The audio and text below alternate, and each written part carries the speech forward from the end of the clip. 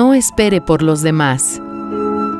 Solamente esfuérzate y sé muy valiente para cuidar de hacer conforme a toda la ley que mi siervo Moisés te mandó. No te apartes de ella ni a diestra ni a siniestra, para que seas prosperado en todas las cosas que emprendas. Josué capítulo 1, versículo 7. No sirve de nada querer ser grande y pensar en pequeño. Tampoco sirve querer ser grande de la noche a la mañana. Es la ley de la naturaleza instituida por el Creador. No sirve de nada ser socio de Dios y depender de terceros.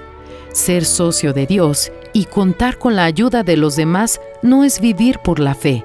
Querer no es poder.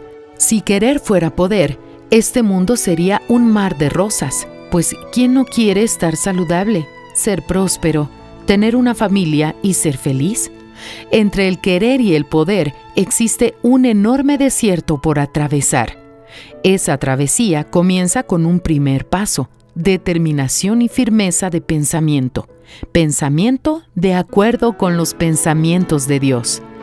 En cada paso hay que mantener la fe fija en el mismo consejo de Dios a Josué.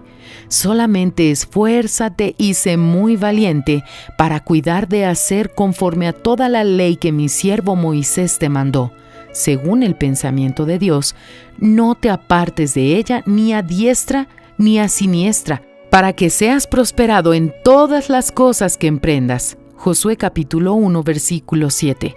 Avanzar y creer que si Él prometió, lo cumplirá. Eso es vivir por la fe. Es depender de Dios. Quien vive un pacto con Dios no cuenta con los demás. O el Espíritu de Dios Altísimo está con usted o no lo está.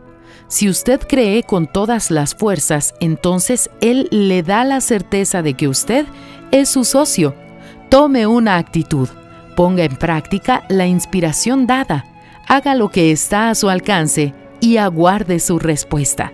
Dependa solo de Dios y de usted mismo. Fragmento del libro El Pan Nuestro para 365 días del obispo Edir Macedo.